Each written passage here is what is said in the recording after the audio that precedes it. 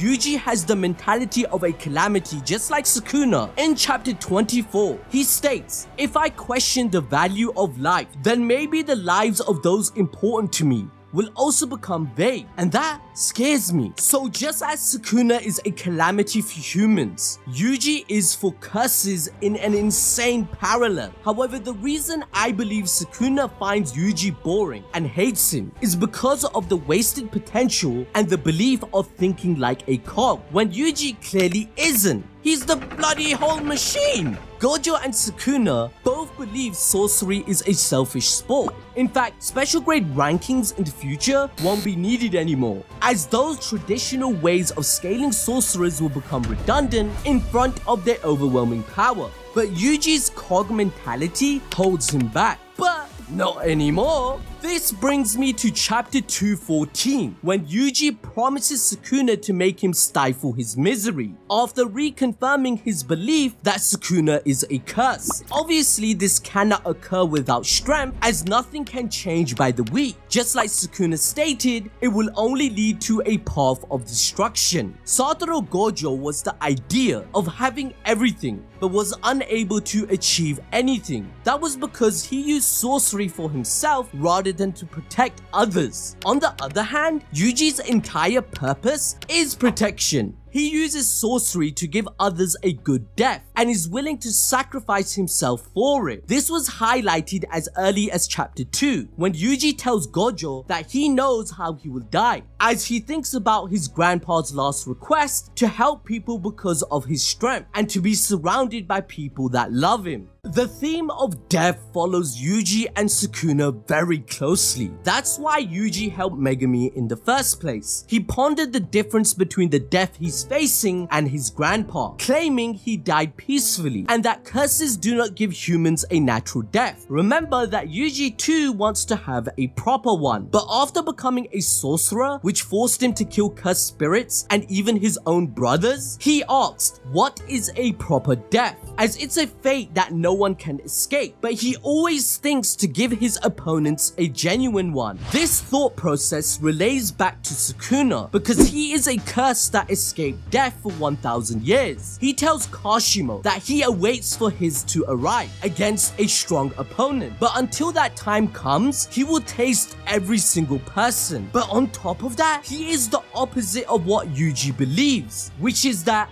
love is worthless and he is selfish to the core and doesn't need someone to satisfy him. As a result, Yuji's journey to fulfill his purpose to kill Sukuna comes from his strong soul getting even more powerful through his journey of suffering, as his stocks are completely invested in love. Todo taught him that being a Jujutsu sorcerer means to endure punishment. Yuji, out of all the characters, has the most severe suffering due to his nature of being selfless, the contrast of Sukuna. Throughout the story, Yuji holds the curse of killing his own brothers. He couldn't do a thing to save Junpei dying right in front of him as they laugh at his pain and weakness. He watched Sukuna massacre thousands of people in Shibuya just to make him suffer with his own body. He then saw Nanami die and curse him. Nobara also died in front of his eyes, that till this day, even as recently as chapter 210, plays on his mind. Megami was possessed and proceeds to lose his family. Yuji promised to save him and has made plans for that. And then there's Satoru Gojo, whom asked him if he made any binding vows with Sukuna, but of course Yuji couldn't remember. He definitely blames himself for the whole situation occurring, as the gamble Sukuna made was because of Yuji's selfless nature in the first place, that he didn't include himself in the contract of the binding vow to hurt people within the 1 minute. Remember that curse energy is derived from negative emotions. Therefore, Yuji has the most potent of all, as he admits that he holds all these curses on himself, where he claims to take on Nanami's suffering and everything else he's sworn to protect. In fact, Yuji's immensely strong soul that can take on this pain is proven in chapter 165. He stood trial in court where Yuji admitted to all his crimes despite being innocent. Higuruma even ponders, why would Yuji take on Sukuna's evil actions? So, as we know,